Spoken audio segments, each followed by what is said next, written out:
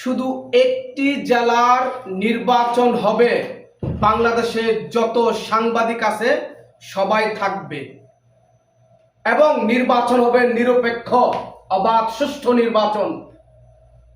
15 বছর আগে আওয়ামী লীগের যে দুর্নাম বদনাম ছিল, বর্তমান 5ই আগস্টের পরে এই পর্যন্ত আওয়ামী লীগের জনপ্রিয়তা এতটাই উপরে গেছে, একটি জেলার নির্বাচন হবে, সমগ্র বাংলাদেশের যত প্রশাসন আছে, যত সাংবাদিক ভাইরা আছে, তারা পর্যবেক্ষণ করবে। শুধু সাধারণ মানুষগুলিকে ভোট দিতে দিবেন।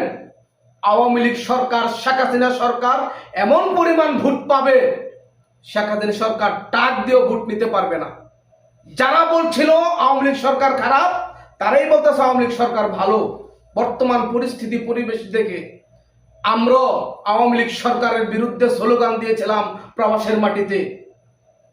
একটা কথা বলতে চাই, আমরা এক শ্রেণীর লোক আছি, তারা কোনো দল করি না, কোনো পার্টি করি না, তারা সকল অন্যায়ের বিরুদ্ধে সব সময় প্রতিবাদ করে যায়।